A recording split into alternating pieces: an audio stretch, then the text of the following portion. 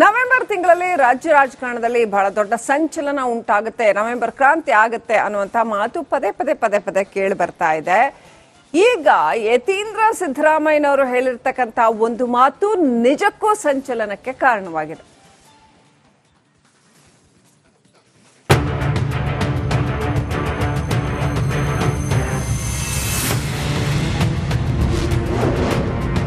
DCM DK Shivakumar ಕನಸಿಗೆ Yathindra big shock. Satish Jarkiholi ನಾಯಕತ್ವಕ್ಕೆ ಜೈ ಅಂದ ಸಿದ್ದು ಪುತ್ರ. ರಾಜ್ಯ ಕಾಂಗ್ರೆಸ್ನಲ್ಲಿ ಮತ್ತೆ ಕುರ್ಚಿ ಕದನ ಎಂಬ ಬೂದಿ ಮುಚ್ಚದ ಕೆಂಡ ಪುಡಿದೇಳ್ತಾ ಇದೆ. ಸೆಪ್ಟೆಂಬರ್ ಮುಗಿದ ಬಳಿಕ ನವೆಂಬರ್ ಕ್ರಾಂತಿಯ ಮಾತುಗಳು ಶುರುವಾಗಿವೆ. ಇದರ ನಡುವೆ ಸಿಎಂ ಸಿದ್ದರಾಮಯ್ಯ ಪುತ್ರ ಯತೀಂದ್ರ ಸಿದ್ದರಾಮಯ್ಯ ಆಡಿರುವಂತಹ ಮಾತುಗಳು ಸಾಕಷ್ಟು ಕುತೂಹಲಕ್ಕೆ ಕಾರಣವಾಗಿವೆ. ಸಿದ್ದರಾಮಯ್ಯ ನಂತರ ನಾನೇ ಕಾಂಗ್ರೆಸ್ ಅಧಿಪತಿ ಎನ್ನುತ್ತಿದ್ದಂತಹ ಡಿಸಿಎಂ ಡಿಕೆ ಶಿವಕುಮಾರ್ ಅವರಿಗೆ ಯತೀಂದ್ರ ಸಿದ್ದರಾಮಯ್ಯ ಬಿಗ್ ಶಾಕ್ ನೀಡಿದ್ದಾರೆ. ಬೆಳಗಾವಿಯಲ್ಲಿ ಯತೀಂದ್ರ ಸಿದ್ದರಾಮಯ್ಯ ಆಡಿರುವಂತಹ ಮಾತು ರಾಜ್ಯ ರಾಜಕೀಯದಲ್ಲಿ ಅದರಲ್ಲೂ ಪ್ರಮುಖವಾಗಿ ಕಾಂಗ್ರೆಸ್ ಪಾಳಯದಲ್ಲಿ ಸಂಚಲನವನ್ನು ಮೂಡಿಸಿವೆ. ಸಿದ್ದರಾಮಯ್ಯ ನಂತರ ಉತ್ತರಾಧಿಕಾರಿ ಯಾರು ಎಂಬ ಪ್ರಶ್ನೆಗೆ ಯತೀಂದ್ರ ಸಿದ್ದರಾಮಯ್ಯ ಪರೋಕ್ಷವಾಗಿ ಸುಳಿವು ಕೊಟ್ಟಿದ್ದಾರೆ. ನಮ್ಮ ತಂದೆ ರಾಜಕೀಯದ ಕೊನೆಗಾಲದಲ್ಲಿದ್ದಾರೆ. ಇಂತಹ ಸಂದರ್ಭದಲ್ಲಿ ನಮಗೆ ಮಾರ್ಗದರ್ಶನ ಮಾಡಿ ಮುನ್ನಡೆಸುವವರು ಬೇಕು. ಜೊತೆಗೆ ವೈಚಾರಿಕವಾಗಿ ಪ್ರಗತಿಪರ ತತ್ವ ಸಿದ್ಧಾಂತ ಇರುವವರು ನಾಯಕರು ಬೇಕು. ಸತೀಶ್ ಜಾರಕಿಹೊಳಿಯಲ್ಲಿ ಈ ಜವಾಬ್ದಾರಿ ನಿಭಾಯಿಸುವ ಗುಣಗಳಿವೆ ಎಂದಿದ್ದಾರೆ. ಇವತ್ತು ತಂದೆಯವರು ಇನ್ನೇನು ರಾಜಕೀಯ ಕೊನೆಗಾಲದಲ್ಲಿದ್ದಾರೆ, ಅವರ ರಾಜಕೀಯ ಬದುಕಿನ ಕೊನೆ ಘಟ್ಟದಲ್ಲಿದ್ದಾರೆ. ಅಂತ ಸಮಯದಲ್ಲಿ ಈ ರೀತಿ ವೈಚಾರಿಕವಾಗಿ ಪ್ರಗತಿ ಪರವಾದಂತಹ ಸಿದ್ಧಾಂತ ಇಟ್ಕೊಂಡಿರೋರಿಗೆ ಮಾರ್ಗದರ್ಶನ ಮಾಡೋದಕ್ಕೆ, ಅವ್ರಿಗೆ ನೇತೃತ್ವ ವಹಿಸ್ಕೊಳ್ಳೋಕೆ ಒಬ್ರು ನಾಯಕರು ಬೇಕು. ಜಾರಕಿಹೊಳಿ ಅವರು ಅಂತ ಒಂದು ಜವಾಬ್ದಾರಿ ವಹಿಸ್ಕೋತಾರೆ. ಕಾಂಗ್ರೆಸ್ ಪಕ್ಷ ಸಿದ್ಧಾಂತ ನಂಬಿಕೆ ಇಟ್ಕೊಂಡಿರುವಂತ ಎಲ್ಲ ರಾಜಕಾರಣಿಗಳಿಗೆ, ಯುವ ನಾಯಕರಿಗೆ ಅವ್ರು ಮಾದರಿಯಾಗಿ ನಮ್ಮನ್ನು ಮುನ್ನಡೆಸ್ತಾರೆ ಅನ್ನೋ ಒಂದು ನಂಬಿಕೆ ನನಗಿದೆ. ಸೊ ಹಾಗಾಗಿ ಈ ರೀತಿ ಒಂದು ತತ್ವಬದ್ಧತೆ ಇರುವಂತಹ ನಾಯಕರು ಸಿಗೋದು ಬಹಳ ಕಷ್ಟ. ಅಂತ ಕೆಲಸನ ಜಾರಕಿಹೊಳಿ ಮಾಡ್ತಿದ್ದಾರೆ. ಅಂತ ಕೆಲಸ ಮುಂದುವರಿಸಲಿ.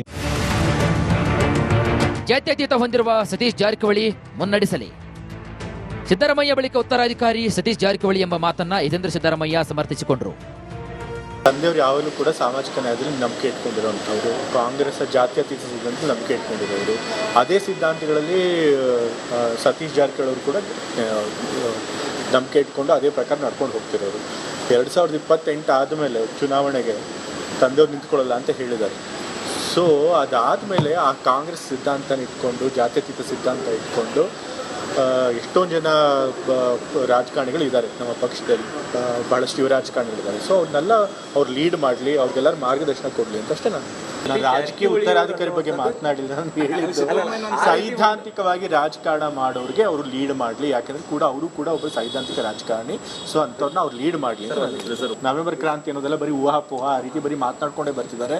ಯಾವುದೇ ನಾಯಕತ್ವದ ಬದಲಾವಣೆ ಪ್ರಶ್ನೆ ಇಲ್ಲ, ಆ ಥರ ಚರ್ಚೆ ಪಕ್ಷದಲ್ಲಿ ನಡೆದಿಲ್ಲ ಅಂತಲೇ ನಾನು ಉತ್ತರ ಹೇಳಿ. ನಂಗೇನ್ರಿ ಗೊತ್ತು, ಹೋಗಿ ಅವರನ್ನೇ ಕೇಳಿ. ಇನ್ನು ಯತೀಂದ್ರ ಸಿದ್ದರಾಮಯ್ಯ ಹೇಳಿಕೆಯಿಂದ ಕಾಂಗ್ರೆಸ್ನಲ್ಲಿ ಹಲ್ಚಲ್ ಶುರುವಾಗಿದೆ. ಡಿಸಿಎಂ ಡಿಕೆ ಶಿವಕುಮಾರ್ ಯತೀಂದ್ರ ವಿರುದ್ಧ ಗರಂ ಆಗಿದ್ದಾರೆ. ಅಲ್ಲದೆ ವ್ಯಕ್ತಿ ಪೂಜೆ ಬೇಡ, ಪಕ್ಷ ಪೂಜೆ ಮಾಡಿ ಅಂತ ಸಿದ್ದರಾಮಯ್ಯ ಮತ್ತು ಬಣಕ್ಕೆ ಟಾಂಗ್ ಕೊಟ್ಟಿದ್ದಾರೆ ಡಿಕೆಶಿ. ಅವ್ರ ಹತ್ರನೇ ಕೇಳಿ, ಅವ್ರು ಏನ್ ಹೇಳಿದಾರೆ ನೀವು ಅವ್ರು ಕೇಳಬೇಕು, ನನಗೆ ಕೇಳಿದ್ರೆ ಏನಾಗ್ಬೋದು?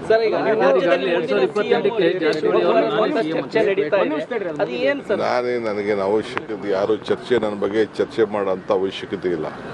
ನಾನು ಸಿದ್ದರಾಮಯ್ಯನವ್ರು ಏನು ಹೇಳಿದೀವಿ, ಪಾರ್ಟಿ ಏನು ಹೇಳ್ತಿದೆ ನಾವು ಒಟ್ಟಿಗೆ ಸೇರಿ ಕೆಲಸ ಮಾಡ್ಕೊಂಡು ಹೋಗ್ತೀವಿ ಅಂತ ಹೇಳಿದ್ವಿ. ಆ ಕೆಲಸಕ್ಕೆ ನಾನು ಬದ್ಧನಾಗಿ ಎಲ್ಲ ನಮ್ಮ ಕಾರ್ಯಕರ್ತರಿಗೆ ಮಾರ್ಗದರ್ಶನ ನೀಡಲಿಕ್ಕೆ ಬಂದಿದ್ದೇನೆ. ಈ ಸಹಿ ಸಂಗ್ರಹವನ್ನು ನಾವು ಮಾಡ್ತಾ ಇದ್ದೀವಿ. ನಾನು ಕೂಡ ರಾಯಚೂರು ರೂರಲ್ನಲ್ಲಿ ಎಲ್ಲ ಪದಾಧಿಕಾರಿಗಳಿಗೆ ಅಧಿಕಾರವನ್ನು ಹಸ್ತಾಂತರ ಮಾಡಿ ಅವರಿಗೆ ಮಾರ್ಗದರ್ಶನ ಮಾಡಿ, ಪ್ರತಿ ನಾಯಕರು ಕೂಡ ಅವರವ್ರ ಬೂತ್ನ ಜವಾಬ್ದಾರಿ ತೆಗೆದುಕೊಂಡು ವೋಟನ್ನು ಯಾರು ಜಾಸ್ತಿ ಕೊಡಿಸ್ತಾರೆ ಅವರೇ ಮಾತ್ರ ನಾಯಕರು. ನವೆಂಬರ್ನಲ್ಲಿ ಸರ್ಕಾರಕ್ಕೆ ಹೊಸ ಸ್ವರೂಪ ಫಿಕ್ಸ್. ಇನ್ನು ಕಾಂಗ್ರೆಸ್ನಲ್ಲಿ ನವೆಂಬರ್ ಕ್ರಾಂತಿ ಫಿಕ್ಸ್. ನವೆಂಬರ್ 20ರ ಬಳಿಕ ಸರ್ಕಾರಕ್ಕೆ ಹೊಸ ಸ್ವರೂಪ ಕೊಡ್ತಾರೆ ಅಂತ ಕಾಂಗ್ರೆಸ್ನ ಹಿರಿಯ ಶಾಸಕ, ದೆಹಲಿ ವಿಶೇಷ ಪ್ರತಿನಿಧಿ ಟಿವಿ ಜಯಚಂದ್ರ ಹೇಳಿದ್ರು. ಈ ಮಧ್ಯೆ ಸಿಎಂ ಸಿದ್ದರಾಮಯ್ಯ 5 ವರ್ಷ ಸಿಎಂ ಎಂದಿದ್ದಾರೆ. 20ನೇ ತಾರೀಕಿಗೆ 2 ವರ್ಷ ಆಗುತ್ತೆ ನಾವು ಅಧಿಕಾರದ ಗದ್ದಿಗೆಯನ್ನು ಹಿಡಿದು. ಸರ್ವೇ ಸಾಮಾನ್ಯವಾಗಿ ಲೆಕ್ಕಾಚಾರ ಏನು ಅಂತ ಹೇಳಿದ್ರೆ, ರಾಜಕೀಯ ವಲಯದಲ್ಲಿ 2 ವರ್ಷ ಆದಮೇಲೆ ಏನಾದರೂ ಕೂಡ ಹೊಸ ಥರವನ್ನು, ಹೊಸ ಸ್ವರೂಪವನ್ನು ಕೊಡ್ತಕ್ಕಂಥ ರೀತಿಯಲ್ಲಿ ಮಾಡ್ತಾರೆ ಅಂತಕ್ಕಂಥದ್ದು ಅದು ಎಲ್ಲ ಕಡೆನೂ ಕೂಡ ಹಬ್ಬಿರ್ತಕ್ಕಂಥದ್ದು. ಬಹುಶಃ 2.5 ವರ್ಷ ಆದಮೇಲೆ ಯಾವ ರೀತಿಯಾದಂಥ ನಿರ್ಣಯವನ್ನು ಮುಖ್ಯಮಂತ್ರಿಗಳು, ಉಪಮುಖ್ಯಮಂತ್ರಿಗಳು ಮತ್ತು ವರಿಷ್ಠರು ತೀರ್ಮಾನ ಮಾಡ್ತಾರೆ ಅನ್ನೋದ್ರ ಮೇಲೆ ಹೋಗ್ತದೆ. ಮುಖ್ಯಮಂತ್ರಿ ಹುದ್ದೆ ಖಾಲಿ ಇಲ್ಲ. ರಾಜಕೀಯದಲ್ಲಿ ಕೊಡ್ತಕ್ಕಂಥ ನಮ್ಮ ಮೆಸೇಜ್ ಏನಿದೆ, ಒಂದ್ಸರಿ ಆಯ್ಕೆ ಆಗಿದ್ದಾಗ 5 ವರ್ಷ ಇರ್ತಾರೆ ಅಂತಕ್ಕಂಥ ಭಾವನೆಗಳು ಇರ್ತವೆ. ಎಲ್ಲೋ ಒಂದು ಕಡೆಗೆ ಇದು ಅವಧಿ ಇದೆ ಹಾಗೆ ಹೀಗೆ ಅಂತಕ್ಕಂಥದ್ದು ಏನಾದರೂ ಕೂಡ ಬಂದರೆ ಅದು ಆಡಳಿತದ ಮೇಲೆ ಕೆಟ್ಟ ಪರಿಣಾಮ ಬೀಳ್ತದೆ. ಆಡಳಿತವನ್ನು ಯಾವುದೇ ರೀತಿಯಲ್ಲೂ ಕೂಡ ಕೆಟ್ಟ ಪರಿಣಾಮ ಬೀಳದೇ ಇರತಕ್ಕಂಥ ರೀತಿಯಲ್ಲಿ ನಾವು ನಡಿಬೇಕಾಗ್ತದೆ. ಅಂಥ ಅವಶ್ಯಕತೆ ಬಂದಂಥ ಸಂದರ್ಭದಲ್ಲಿ ವರಿಷ್ಠ ತೀರ್ಮಾನ ಮಾಡ್ತಾರೆ. ಆದರೆ ಎಲ್ಲೋ ಒಂದು ಕಡೆಗೆ ಈಗ ಸದ್ಯಕ್ಕೆ ಇರ್ತಕ್ಕಂಥದ್ದು ಮುಖ್ಯಮಂತ್ರಿ ಹುದ್ದೆ ಅಂತಕ್ಕಂಥದ್ದು ಖಾಲಿ ಇಲ್ಲ, ಖಾಲಿ ಆಗ್ತದೆ ಅಂತಕ್ಕಂಥ ಸಂದರ್ಭನೂ ಕೂಡ ಇಲ್ಲ. ಈ ಹೇಳಿಕೆ ಬೆನ್ನಲ್ಲೇ ಸತೀಶ್ ಜಾರಕಿಹೊಳಿ ಅವರೇ ಮುಂದಿನ ಮುಖ್ಯಮಂತ್ರಿ ಆಗ್ತಾರಾ? ಯತೀಂದ್ರ ಆಡಿದ ಮಾತುಗಳು ಅರ್ಥವೇನು? ಜಾರಕಿಹೊಳಿ ಕುಟುಂಬಕ್ಕೆ ಒಲಿತ ಸಿಎಂ ಪಟ್ಟ, ನವೆಂಬರ್ ಕ್ರಾಂತಿ ಮುನ್ಸೂಚನೆ ನೀಡಿದ್ರಾ ಯತೀಂದ್ರ ಎಂಬ ಪ್ರಶ್ನೆ ಎದುರಾಗಿದೆ. Bureau report, republic Kannada.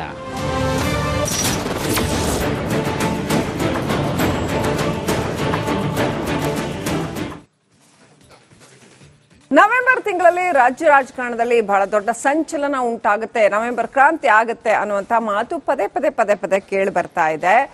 ಈಗ ಯತೀಂದ್ರ ಸಿದ್ದರಾಮಯ್ಯನವರು ಹೇಳಿರ್ತಕ್ಕಂಥ ಒಂದು ಮಾತು ನಿಜಕ್ಕೂ ಸಂಚಲನಕ್ಕೆ ಕಾರಣವಾಗಿದೆ.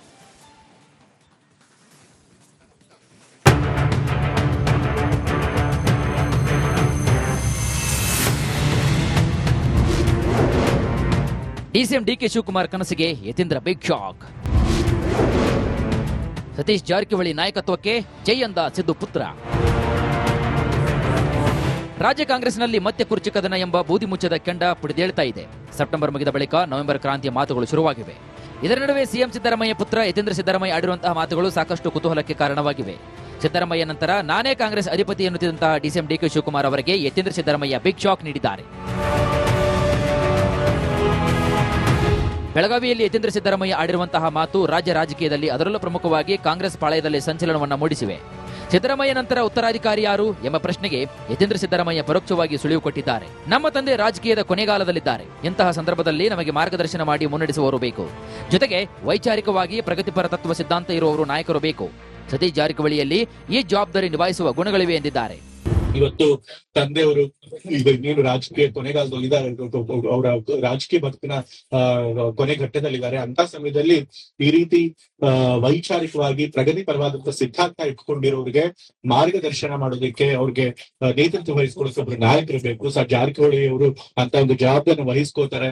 ಕಾಂಗ್ರೆಸ್ ಪಕ್ಷ ಸಿದ್ಧಾಂತ ನಂಬಿಕೆ ಇಟ್ಕೊಂಡಿರುವಂತ ಎಲ್ಲ ರಾಜಕಾರಣಿಗಳಿಗೆ, ಯುವ ನಾಯಕರಿಗೆ ಅವ್ರು ಮಾದರಿಯಾಗಿ ನಮ್ಮನ್ನು ಮುನ್ನಡೆಸ್ತಾರೆ ಅನ್ನೋ ಒಂದು ನಂಬಿಕೆ ನನಗಿದೆ. ಸೊ ಹಾಗಾಗಿ ಈ ರೀತಿ ಒಂದು ತತ್ವಬದ್ಧತೆ ಇರುವಂತಹ ನಾಯಕರು ಸಿಗೋದು ಬಹಳ ಕಷ್ಟ. ಅಂತ ಕೆಲಸನ ಜಾರಕಿಹೊಳಿ ಮಾಡ್ತಿದ್ದಾರೆ. ಅಂತ ಕೆಲಸ ಮುಂದುವರಿಸಲಿ. ಜಾತ್ಯತೀತ ಹೊಂದಿರುವ ಸತೀಶ್ ಜಾರಕಿಹೊಳಿ ಮುನ್ನಡೆಸಲಿ. ಸಿದ್ದರಾಮಯ್ಯ ಬಳಿಕ ಉತ್ತರಾಧಿಕಾರಿ ಸತೀಶ್ ಜಾರಕಿಹೊಳಿ ಎಂಬ ಮಾತನ್ನ ಯತೀಂದ್ರ ಸಿದ್ದರಾಮಯ್ಯ ಸಮರ್ಥಿಸಿಕೊಂಡರು. ತಂದೆಯವರು ಯಾವಾಗಲೂ ಕೂಡ ಸಾಮಾಜಿಕ ನ್ಯಾಯದಲ್ಲಿ ನಂಬಿಕೆ ಇಟ್ಕೊಂಡಿರುವಂಥವ್ರು, ಕಾಂಗ್ರೆಸ್ ಜಾತ್ಯತೀತ ಸಿದ್ಧಾಂತ ನಂಬಿಕೆ ಇಟ್ಕೊಂಡಿರೋರು. ಅದೇ ಸಿದ್ಧಾಂತಗಳಲ್ಲಿ ಸತೀಶ್ ಜಾರಕಿಹೊಳಿ ಅವರು ಕೂಡ ನಂಬಿಕೆ ಇಟ್ಕೊಂಡು ಅದೇ ಪ್ರಕಾರ ನಡ್ಕೊಂಡು ಹೋಗ್ತಿರೋರು. 2028 ಆದಮೇಲೆ ಚುನಾವಣೆಗೆ ತಂದೆಯವ್ರು ನಿಂತ್ಕೊಳ್ಳಲ್ಲ ಅಂತ ಹೇಳಿದ್ದಾರೆ. ಸೊ ಅದಾದಮೇಲೆ ಆ ಕಾಂಗ್ರೆಸ್ ಸಿದ್ಧಾಂತನ ಇಟ್ಕೊಂಡು, ಜಾತ್ಯತೀತ ಸಿದ್ಧಾಂತ ಇಟ್ಕೊಂಡು ಎಷ್ಟೊಂದು ಜನ ರಾಜಕಾರಣಿಗಳು ಇದ್ದಾರೆ ನಮ್ಮ ಪಕ್ಷದಲ್ಲಿ, ಬಹಳಷ್ಟು ಯುವ ರಾಜಕಾರಣಿಗಳಿದ್ದಾರೆ. ಸೊ ಅವ್ರನ್ನೆಲ್ಲ ಅವ್ರು ಲೀಡ್ ಮಾಡಲಿ, ಅವ್ರಿಗೆಲ್ಲರೂ ಮಾರ್ಗದರ್ಶನ ಕೊಡಲಿ ಅಂತ ಅಷ್ಟೇ. ನಾನು ರಾಜಕೀಯ ಉತ್ತರಾಧಿಕಾರಿ ಬಗ್ಗೆ ಮಾತನಾಡಿಲ್ಲ. ನಾನು ಹೇಳಿದ್ದು ಸೈದ್ಧಾಂತಿಕವಾಗಿ ರಾಜಕಾರಣ ಮಾಡೋರಿಗೆ ಅವರು ಲೀಡ್ ಮಾಡಲಿ. ಯಾಕಂದ್ರೆ ಅವರು ಕೂಡ ಒಬ್ಬರು ಸೈದ್ಧಾಂತಿಕ ರಾಜಕಾರಣಿ. ಸೊ ಅಂಥವ್ರನ್ನ ಅವ್ರು ಲೀಡ್ ಮಾಡಲಿ ಅಂತ. ನವೆಂಬರ್ ಕ್ರಾಂತಿ ಅನ್ನೋದೆಲ್ಲ ಬರೀ ಊಹಾಪೋಹ ಆ ರೀತಿ ಬರೀ ಮಾತನಾಡ್ಕೊಂಡೇ ಬರ್ತಿದ್ದಾರೆ. ಯಾವುದೇ ನಾಯಕತ್ವದ ಬದಲಾವಣೆ ಪ್ರಶ್ನೆ ಇಲ್ಲ, ಆ ಥರ ಚರ್ಚೆ ಪಕ್ಷದಲ್ಲಿ ನಡೆದಿಲ್ಲ ಅಂತಲೇ ನಾನು ಉತ್ತರ ಹೇಳಿ. ನಂಗೇನ್ರಿ ಗೊತ್ತು, ಹೋಗಿ ಅವರನ್ನೇ ಕೇಳಿ. ಇನ್ನು ಯತೀಂದ್ರ ಸಿದ್ದರಾಮಯ್ಯ ಹೇಳಿಕೆಯಿಂದ ಕಾಂಗ್ರೆಸ್ನಲ್ಲಿ ಹಲ್ಚಲ್ ಶುರುವಾಗಿದೆ. ಡಿಸಿಎಂ ಡಿಕೆ ಶಿವಕುಮಾರ್ ಯತೀಂದ್ರ ವಿರುದ್ಧ ಗರಂ ಆಗಿದ್ದಾರೆ. ಅಲ್ಲದೆ ವ್ಯಕ್ತಿ ಪೂಜೆ ಬೇಡ, ಪಕ್ಷ ಪೂಜೆ ಮಾಡಿ ಅಂತ ಸಿದ್ದರಾಮಯ್ಯ ಮತ್ತು ಬಣಕ್ಕೆ ಟಾಂಗ್ ಕೊಟ್ಟಿದ್ದಾರೆ ಡಿಕೆಶಿ. ಅವ್ರ ಹತ್ರನೇ ಕೇಳಿ, ಅವ್ರು ಏನ್ ಹೇಳಿದಾರೆ ನೀವು ಅವ್ರು ಕೇಳಬೇಕು, ನನಗೆ ಕೇಳಿದ್ರೆ ಏನಾಗ್ಬೇಕು?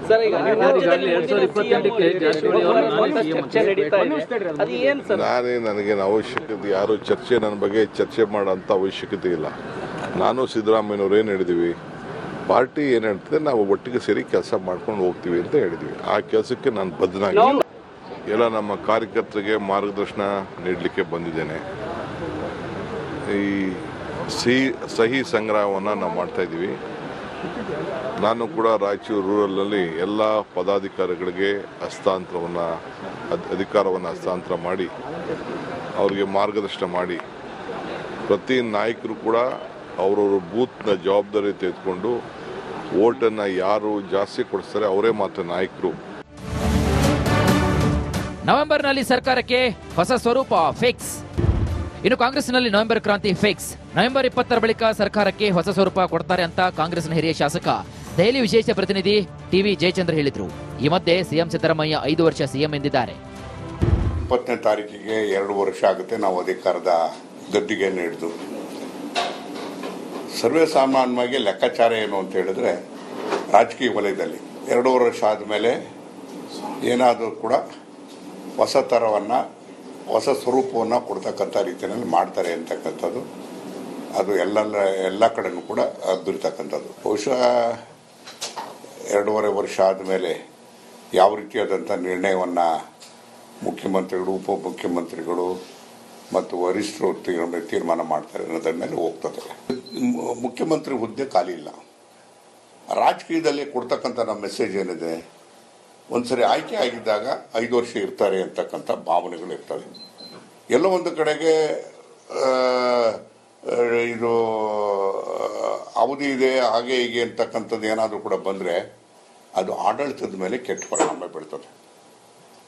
ಆಡಳಿತವನ್ನು ಯಾವುದೇ ರೀತಿಯಲ್ಲೂ ಕೂಡ ಕೆಟ್ಟ ಪರಿಣಾಮ ಬೀಳದೇ ಇರತಕ್ಕಂಥ ರೀತಿಯಲ್ಲಿ ನಾವು ನಡಿಬೇಕಾಗ್ತದೆ. ಅಂಥ ಅವಶ್ಯಕತೆ ಬಂದಂಥ ಸಂದರ್ಭದಲ್ಲಿ ವರಿಷ್ಠರು ತೀರ್ಮಾನ ಮಾಡ್ತಾರೆ. ಆದರೆ ಎಲ್ಲ ಒಂದು ಕಡೆಗೆ ಈಗ ಸದ್ಯಕ್ಕೆ ಇರ್ತಕ್ಕಂಥದ್ದು ಮುಖ್ಯಮಂತ್ರಿ ಹುದ್ದೆ ಅಂತಕ್ಕಂಥದ್ದು ಖಾಲಿ ಇಲ್ಲ, ಖಾಲಿ ಆಗ್ತದೆ ಅಂತಕ್ಕಂಥ ಸಂದರ್ಭನೂ ಕೂಡ ಇಲ್ಲ.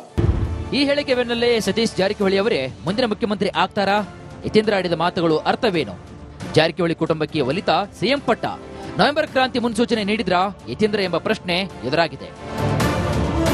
Bureau report, republic Kannada.